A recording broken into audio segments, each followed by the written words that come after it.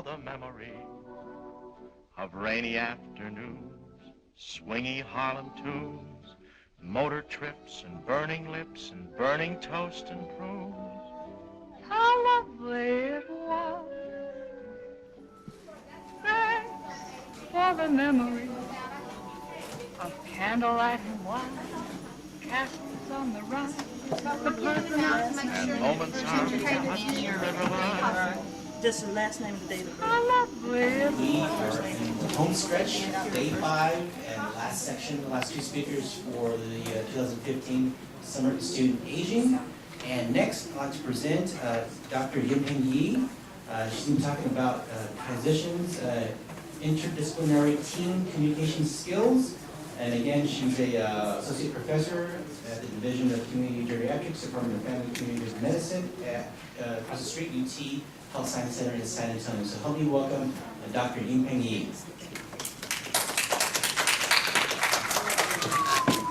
Good afternoon, everybody. Can you hear me okay? No. No? Oh, closer. Sorry. Can't hear me.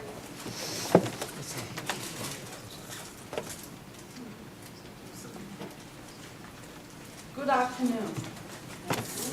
Thank you for the introduction.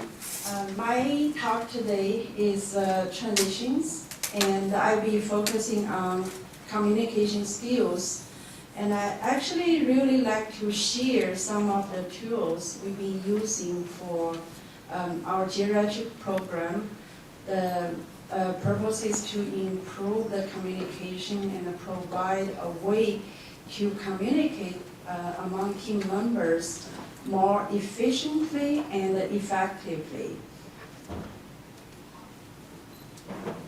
I have no financial relationship to disclose.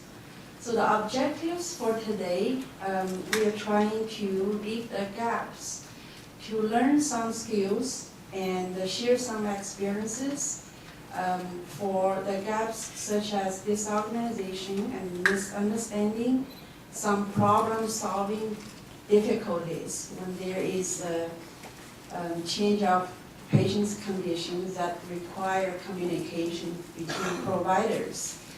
Specifically, it will be the communication between healthcare teams and providers or physicians and nurse practitioners. We might practice some technical skills such as SBAR and Huddles, but I'm thinking this could be a role play. We do it here or you take it home, but rather, we could share some experiences if you have used this and make some comments. And we will have a little debrief. So for this presentation, I do have some videos which to give some examples on good communication or the communication which we try to avoid. So before I start my presentation, before I go with the presentation, I do want to give a little bit background about our work, what I do as a geriatrician and how I get involved in this type of presentation. So I'm one of the geriatrician and a faculty member work with a group of geriatricians at UT Health Science Center, and we are Geriatric Division at Family and Community Medicine. So I work at UT Medicine. We have a freestanding senior health clinic that is in a campus of Quista Santa Rosa Medical Center. And we are running a acute care for elderly unit.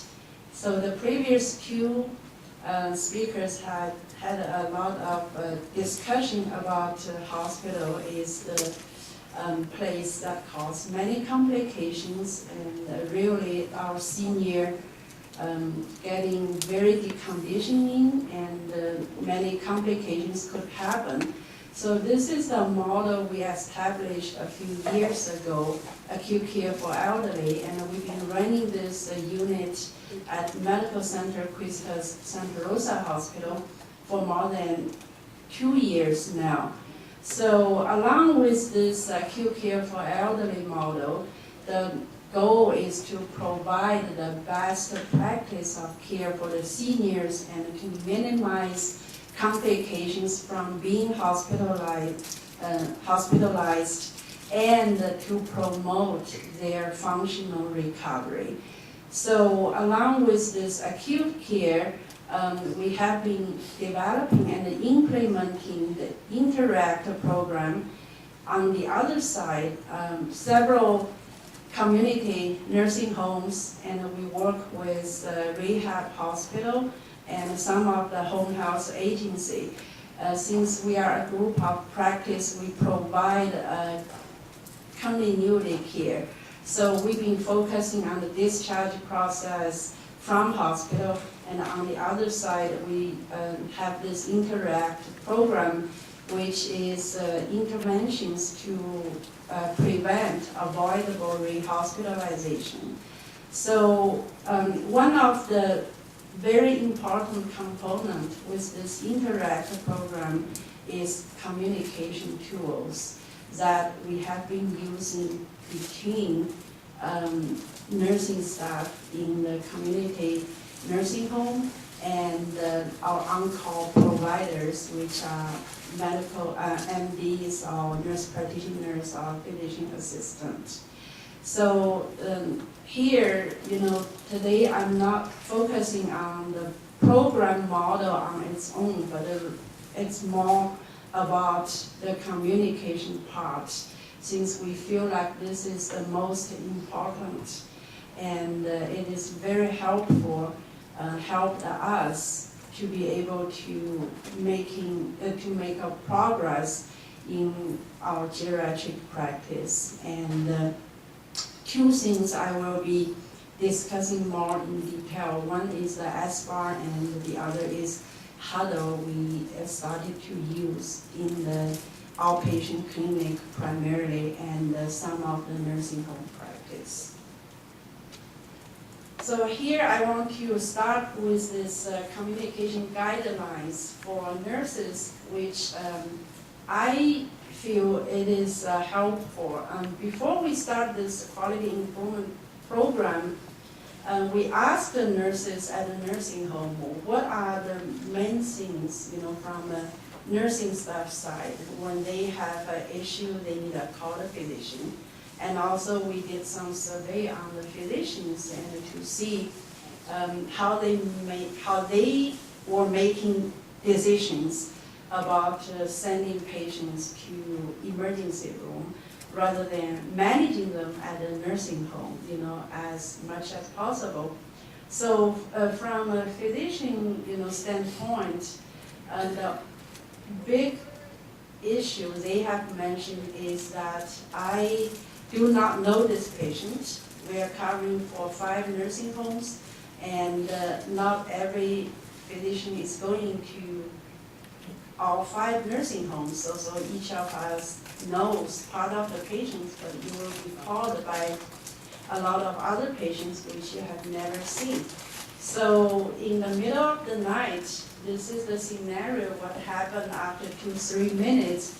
If the physician does not feel he has all the information, and the decision is to send the patient out to the emergency room, and I would not be able to tell what to do. We also asked the nurses, what do they feel, why this happened, and some of the nurses did bring to our attention is that the provider has no patience to listen, and after they have talked for a few sentences, the doctor started to get irritated and just say, okay, I don't know what's going on, let's just send the patient out, and I can't give you any orders. So we start working with the nursing staff and kind of to help them to go through each step and give more detail, not rather just telling, say, you're not giving me information. Sometimes, especially young nurses, I mean, they do appreciate if we really tell them what we want to know, what will be helpful. So we use this guide to ask the staff to have those things ready before you call, and when you call, those are the key components. If you can tell the on-call provider, and we encourage them, and if you do this, even the doctor who is not familiar with the patient, they will be able to give you some guidance or walk through, what could be done at the nursing home. And then the next step, we have this Interact program, which is really a more organized tool to keep people on track when they are calling for a provider at the change of patient's condition. So we started to use this for acute care, subacute care patients, skilled nursing facility patients. Normally when patients has a change of condition, such as patient has fever or symptom of CHF or urinary tract infection. And the initial response we really have is the nurses feeling that is too much paperwork to do if every time they have to call. And we worked with them to make them understand that this is just a tool to help to organize your thoughts. And if we use this more frequently, and if we do this on a daily basis or every time we call, actually it saves time and it helps the physician or nurse practitioner to make the decision. The doctors will not need ask so many questions. So basically you have to tell what is the situation and give some background information. When you give background information, you could use a guideline in the previous nurse calling communication guideline. And do an assessment. This is only for registered nurse and a nursing home. If they are not registered nurse, we just ask them to tell what is the appearance and request, and actually now it was revised to request all recommendation because not all the nurses are able to have a request.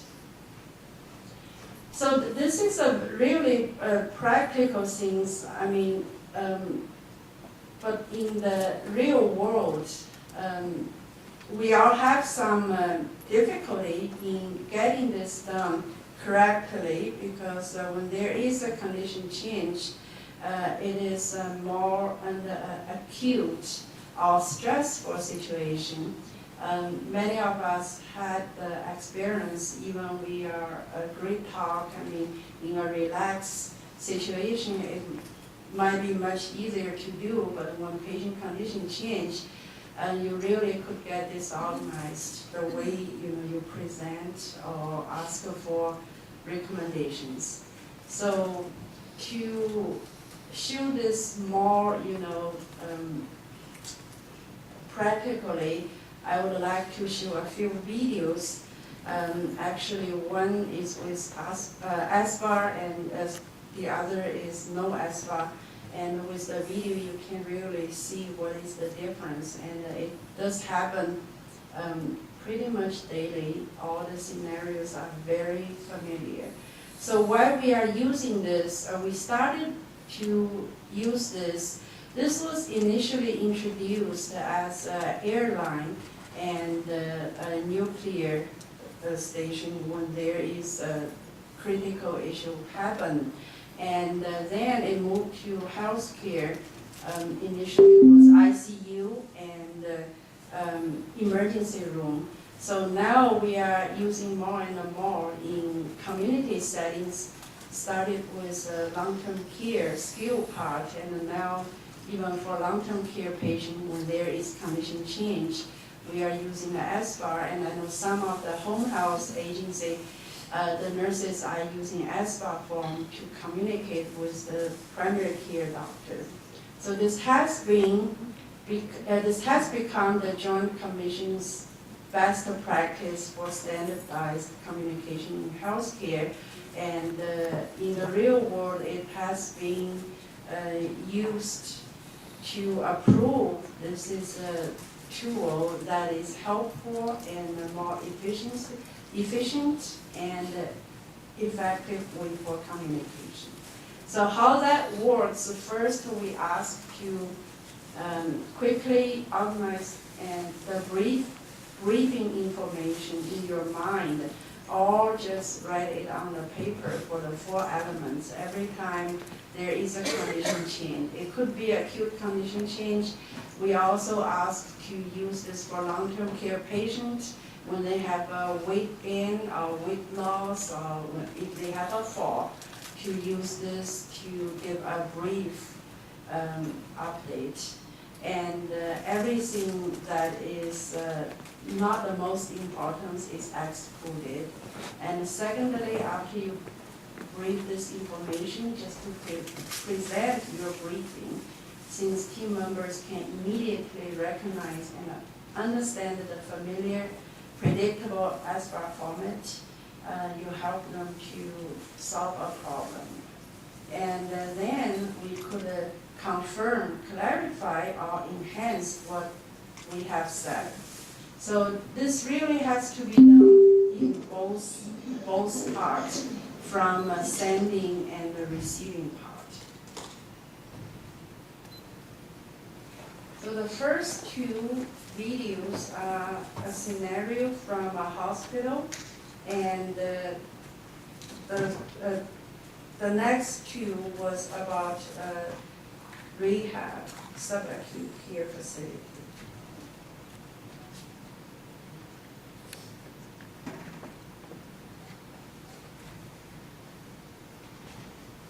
Hi, doctor. This is about Mrs. Lakewood. Post-op surgery a couple of days ago. Her family's giving me a lot of trouble. They're real high maintenance. I've been talking to them quite a bit. Anyway, something's going on. Maybe it's not important. Lab work came back okay. We did an IV on her because but it didn't seem to help the urine output. The oxygen saturation is okay when she puts it on, which is about half the time. Anyway, the incision is beginning to bug her, and she's using a lot of morphine, which makes it hard to assess what's really going on. I don't know. What do you think we ought to do? So is this familiar? If you are a receiving part, did you really get what's going on? Do we know what to do? So if that happened in the middle of the night, I'm sure this patient, if it's a long-term care or any facility, definitely the next thing will be sending to the emergency room. So here is a second example, same person presenting the same patient. Yes, this is about Mrs. Lakewood. I'm concerned that she's having difficulty breathing and her blood pressure's dropping. Yes, sir. And she's a 65-year-old woman, 2 days post-op. She has medical problems of obesity, cardiac disease, and diabetes. And yes. Well, I'm concerned that right now she may be actually going into some cardiac event. Yes, sir. I'd like you to come down right now. Sorry, on your way? Good, thank you. How this works? Better. Much better. So when I started to work on this one with the nursing home, initially there was not many videos on long-term care, and then this is in an acute care hospital setting. So I started to look more and found some other great examples actually that works for the team meeting, which is more tailored to long-term care and rehab facility. And we often have a team meeting or care planning meeting. The meeting runs very long, and a lot of time we couldn't get to reach the goal because of everybody is talking all over. So I use this one, and I actually also have learned a lot, which is a great example. Okay, let's ask Bar this. The situation is that Mrs. Holmes would like to go home for her I'm first sorry, weekend I pass. think I did it opposite way. This was the first one. This is a rehab meeting with whole team members. Okay, next on the list is Mrs. Holmes. The main issue we need to discuss today is that she's requesting her first weekend pass. Dr. McCarthy thinks this should be fine, but wants to know what the team thinks. Well, my main concern is her mobility.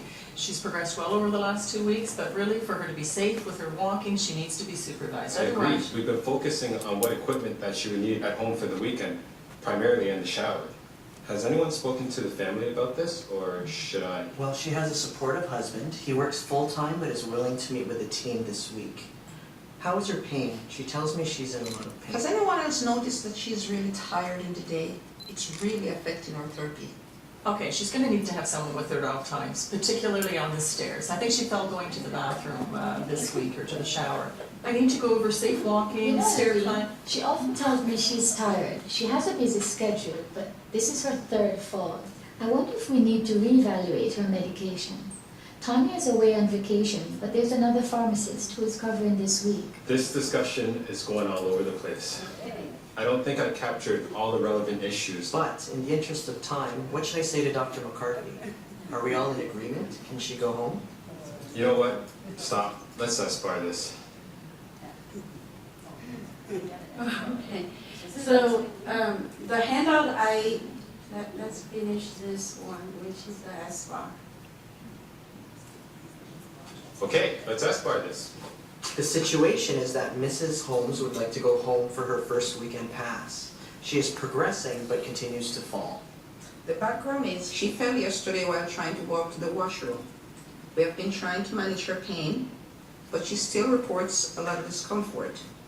Also, she's very sleepy, which is making her therapy quite challenging. Okay, the assessment is that there are still 2 issues that need to be addressed before she can go home. The first is her mobility. She needs to be supervised when she's walking, when she's climbing the stairs, and particularly when she's getting in and out of the bathroom or to the shower. I guess the second is her medication. We feel that there's a definite connection between her falling and the medication. I recommend we call Mr. Holmes and ask him to meet the team. How about 10 o'clock Thursday? We can show him how he can assist. Okay, yep, I can do that. Please, good. Great.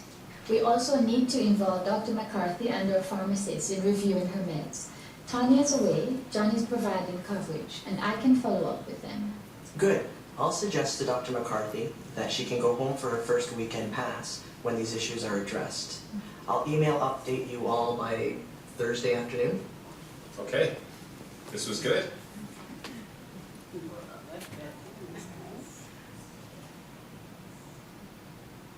So,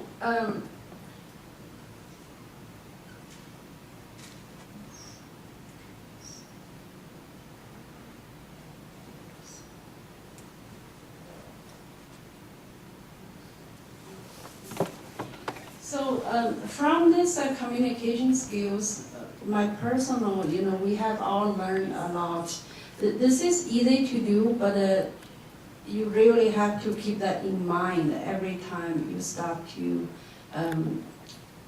give this type of presentation, especially when there is a condition change. So follow this 4 letters and start with situation and some background information.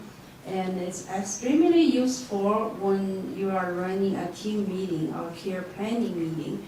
So here is a safer healthcare guideline to provide good assertive behaviors in healthcare. How could we get person's attention first and express your concern and state problem and propose action and reach the decision. So in order to reach this, I think this SBAR is a good tool to apply. And it's not always easy to use it, but I believe the more you use it, you will be getting more benefit from communication. And the nurse does also says, with this SBAR, and they do get more attention from the physicians or nurse practitioners, and even some of the doctors may have attitude, towards the nurses who had to call them in the middle of the night. And after they hear the organized presentation, they started to calm down and they started to work with the nurses and to manage patients at nursing home if that is all possible. Because we all know hospital is the worst place for patients, especially for frail elderly at nursing home. So we try to improve this communication or information exchange to manage the most common things that may cause patient to be rehospitalized.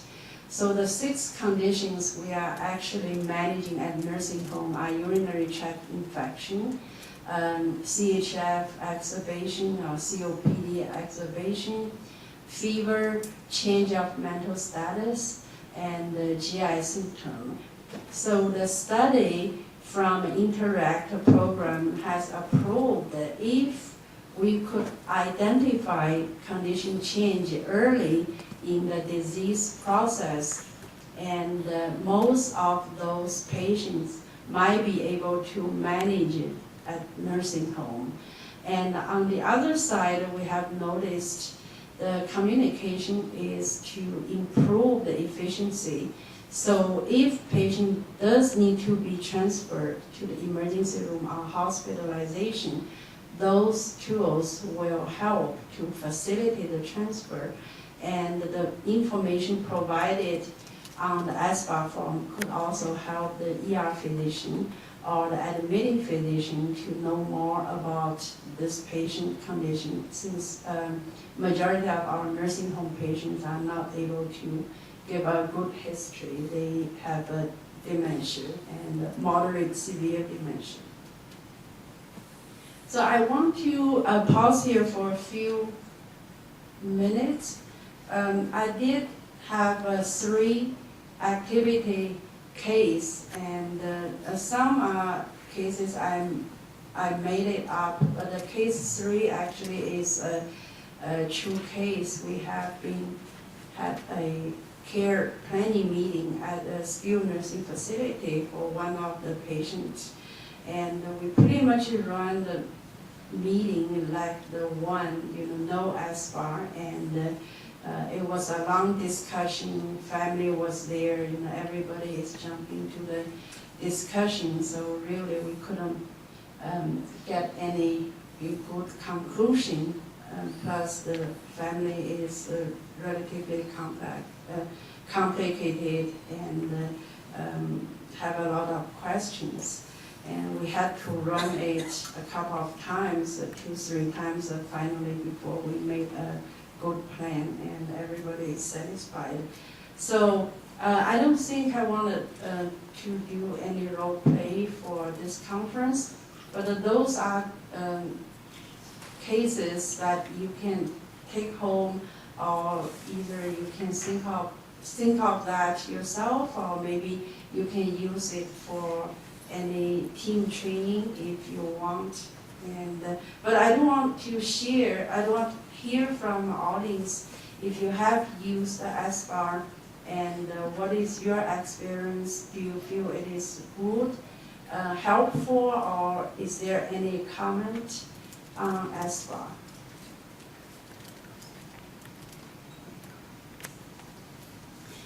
Any kind of setting, because I have done this before, and I know some of the audience, they have been pretty good. They use that, and they know the benefit, but also they have raised a lot of great questions with the SBAR. If you have any experience with, yes. I'm always the one that's talking, so I'm reluctant to do this, but I know, I think the SBAR is a great tool. However, if everyone in the room is not familiar with it, it's going to slow down the first time you really use it, because it's a little bit more complicated. But I found it to be very useful once everybody's on the same page. Right. So it's a little education. You have to do a little bit of education first, if possible. Right, right. So I totally agree. We had a few examples at the nursing home. We have nurses, they have worked for almost 30 years at the nursing home. And the things they run into with SBAR is they could probably assess this patient right. And they had a great idea in their mind already. So when they called, and if we ask about all the information, some of them very experienced, they feel like it's not necessary, and all they need, they will tell you, well, this is what I see, you know, I just need an order from you for urine test or urine culture. On the other side, we have some new graduates. They came to the nursing home, and they do follow this protocol, but it turns out the whole presentation is very, very long. They follow every, single line of the sentence and read the whole, get to the point. Some of the doctors not very patient, and they just can't, slow it down. But the little education, I think, is the way, and everybody is different. We all have different personalities. Some people talk so fast, some are not that fast. But we just have to help say this is just a tool. There is not such a way you have to read the whole page or follow everything. But even for the most experienced nurse, we know you made your right judgment, you made a diagnosis already. This patient probably is having urinary tract infection, but we just wanted to do this as a more organized way, so everybody's on the same page, and you never know on the other side how this provider feel comfortable, and each of providers, we realize, has a different comfortable level. Especially, there is a liability issue, sending patient to ER or hospital seems the safest way, but we all know hospital is not good. But in order to manage that, they do need to know a little bit more information. So everybody is different. Some just ask a few sentences, tell me what's wrong. Some may want more, detailed information for them to make a decision. So this is the way we said, if we all can follow this, maybe we can help each other better to understand. So those are the few things I think we have run into for using the SBAR. And there was a period of time we were able to get everybody use it, but this is really an ongoing quality improvement process.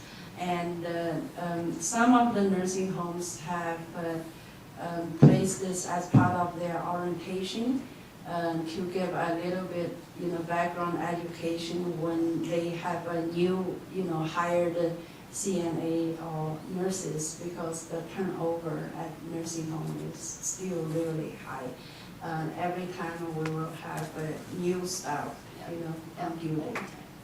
So the next one, what is the Huddle? And this is not something new, but even in our practice, we started to really use it probably about a year ago. We started to have this patient care medical home model.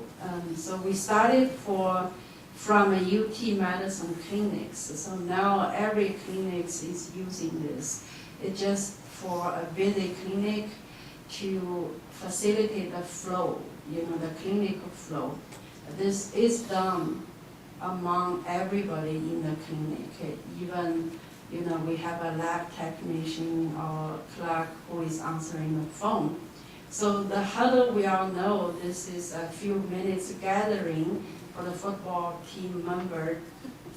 Simply, this is to make everybody on the same page. That means huddle. So I like this graph. It says you have your vision, clarity, and unity all together. That means huddle. Again, this is a tool. It's easy to say, everybody understand, but when you really use it practically, things don't always go the way you want. So we started clinic with the huddle. Initially, we have almost 30 minutes. If you have 4 or 5 providers on that day, this huddle goes, way over the time. And the longest, I think we have almost 40 minutes, and everybody get really tired. But we did not, give it up. And also in the beginning, not everybody believed this huddle is going to work. But over the year, we have, watched many videos and we read a lot of papers about huddle. But we found out what works the best is probably you use the tool and really you have to revise it and based on your team and keep changing to make it work for you. So now what we do, the huddle for the clinic, we try to set a standard time each day. So our clinic started 8:30, so we do huddle at 8 o'clock. We used to move location. Now we are doing this huddle in the hallway, and we have a whiteboard, a big board in front of the huddle, and everybody has to stand up and not sit down. And we found initially we sit in the conference room with all the chairs, and many of the providers are signing their paperwork while doing the huddle, not feeling, my patient was not discussing at this point, so I need to use time to do some. But this is all about the whole flow of your team. It's not about yourself. And we make attendance mandatory. It does take quite a bit effort. And we right now we make sure everybody has to sign up. And there is an occasion you might get late, but we mandatory, our provider, you have to attend the huddle, at least 80% of the time, and one of the performance, evaluation, just for attending the huddle, because it's a team effort. And we limited duration to 15 minutes, and just recently we have revised. We have the whole team huddle for about 5 minutes, and after that, each medical assistant to work with the provider on a mini huddle. So any specific questions, they can work on their own. But for the whole team huddle, we just set up for about 5 minutes. It's more about the flow, the staff ratio, the room assignment, and who is doing, which MA is working with which, physician, and look at if any schedule problem, especially for geriatrics. If you have 2 dementia patients scheduled back to back, and often we don't have a good flow because they require a lot of time. So the huddle has really helped to identify problem before things happen, to get prepared. And also, this is an opportunity to say, what if something happened? What will be the alternative? And we always try to begin and end on time. So this also requires a lot of practice and collaboration among team members. But we are getting that, and have had a good, outcome so far. And another thing I feel that is interesting, I learned from other institutions, is they adapted this Huddle primarily for outpatient clinic into a nursing home practice. And we also could do a mini Huddle with each nurses. If you started to run for the physician, you have 10 patients to see today, and let's find a nurse, do a mini Huddle before you go into patient's room and know what are the main issue.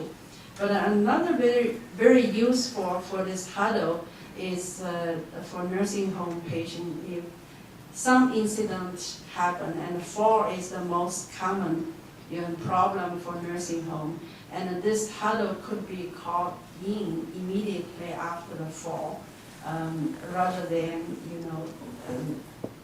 handling this or make another care planning meeting.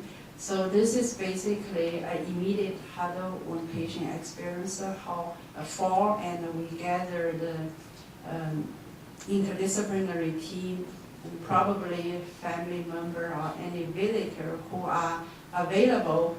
Here I want to say Huddle doesn't need everybody to be there. Whoever is available, that could be done.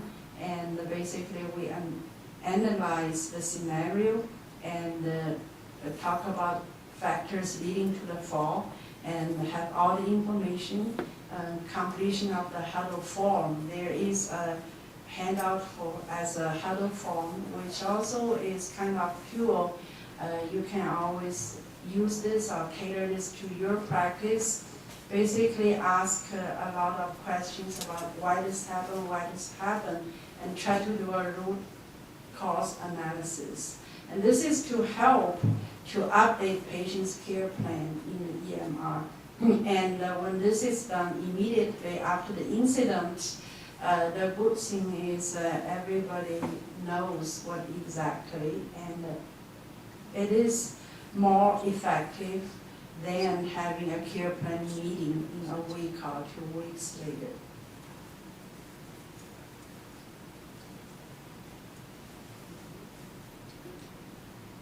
So for this activity, I just want you to take this home as a tool.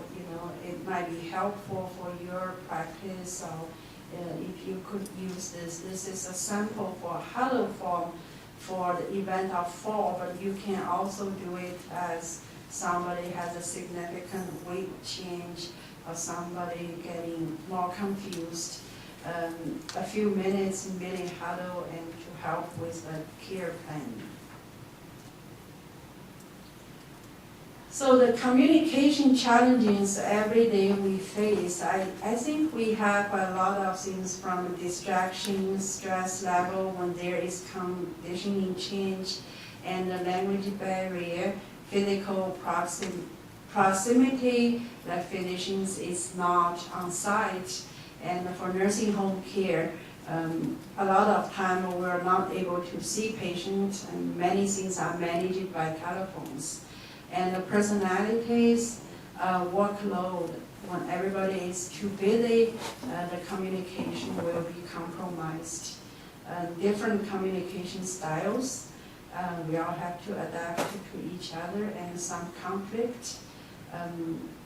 Of course, lack of information verification. So I think this part, SBA form is really helpful to get the most important information. And we could not give all the information within a few minutes of time, and the shift change. And those are things from the team staffs, and there is a whole team staff training for nursing home or long-term care and outpatient clinic. So the principle, I believe, is pretty much the same. But the tools, we just have to use it to adapt to your own place or your own team. And depending on your teammate, your team culture, then we use those tools to help with the communication. And again, this is to improve the transition. I think the most important thing for transitions of care probably is communication, because things are fall apart if the communication is not able to provide, the most accurate information or timely information exchange.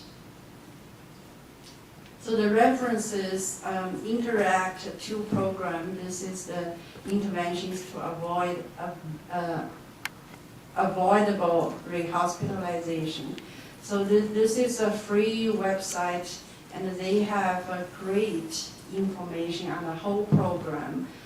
It is well designed, and it's very easy to use, and a lot of tools, including the data collection tools. It's all published. It's free to use as long as you recognize the Interact program on your forms. And the other things is meeting tools, that is for the Huddle. And I found this articles on improving office efficiency in mere minutes, which is family practice management. This is basically the guideline for our outpatient practice for using a Huddle. More for improving it's not that much about medical care with this Huddle tool, but it's more about improving the efficiency and effectiveness and facilitate the flow of your busy clinic.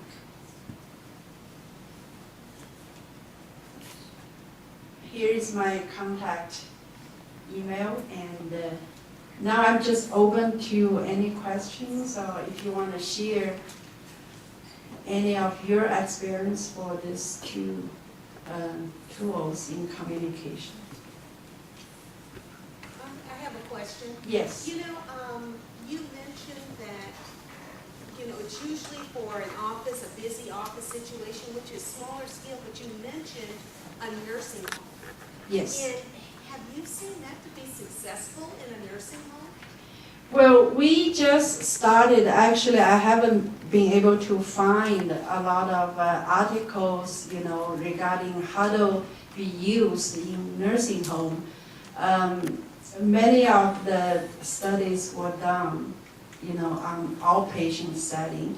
But because of that, we started to pilot this, with a nursing home, especially some of the nursing homes now, we all have this small home-like, environment for the nursing home. So one hallway, we have one nurse. So we started to use this because this nurse is taking care of about 14 or 15 patients. And we try to design our physician visit. And many nursing homes, they are doing the skilled nursing facility.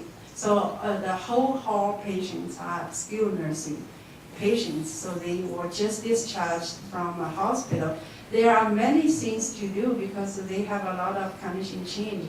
It's more like a hospital now because nursing homes are taking more critical ill patients because of the length of stay. So we found that this might be useful. The way is we have a mini Huddle because we normally run on this skill hall patient at one day.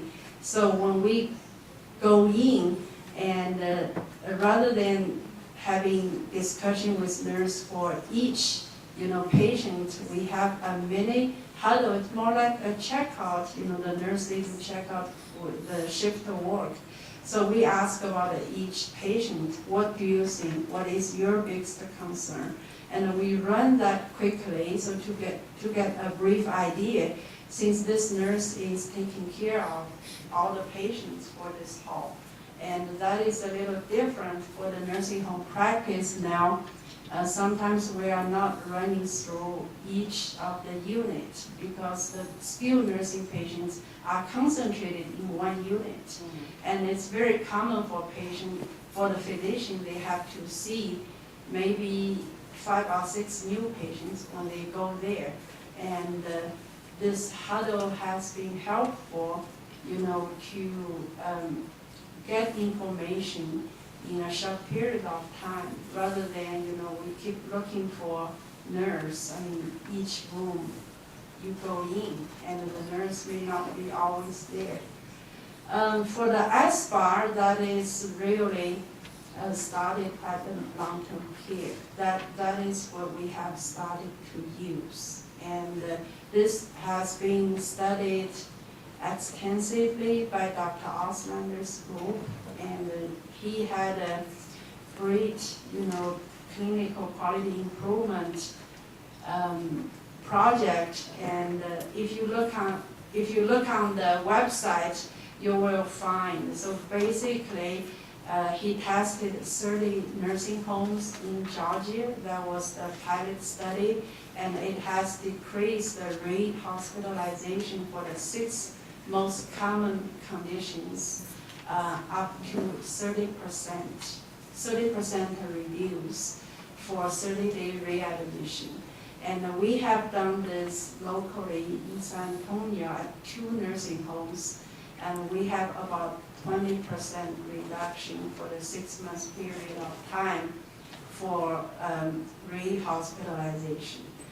Now it has been expanded to more condition change, not just acute care, acute change of condition, but also use these tools to long-term care patients if they have a significant weight loss, if they have a fall, and if they have any issue, this could be used as a tool to give physician more, information.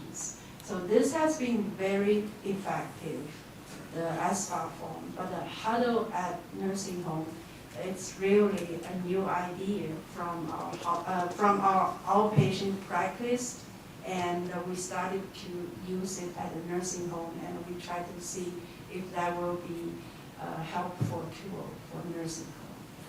But this has to be a registered nurse. It depends on your nursing home setting. But the more, right now, most of the skilled nursing facility, they do have registered nurse at nursing home for, each shift. So those tools, I believe, will be much more useful in the future. We've got time for one more question. Okay. Yes. I was asked if you have any more of the 2 set handouts that you gave, if they could email you to get a copy of that. For the, which one? Yes. It had 2 pages to it. Not the front and the back one, but the one that was a set of 2 pages. Oh, the activity? I believe so. The case, the activity? Yes. If they can just email you if they're, Yes, if they're yeah. done the form? Yeah. Okay. If any information you will need, you can just email me, and I can send that by email. Very well. Thank you so much, everybody. I hope that, I know it's kind of difficult for the Friday afternoon, but thank you so much. How lovely it was. Thanks for the memory of candlelight and wine, castles on the Rhine, the Parthenon, and moments on the Hudson River line.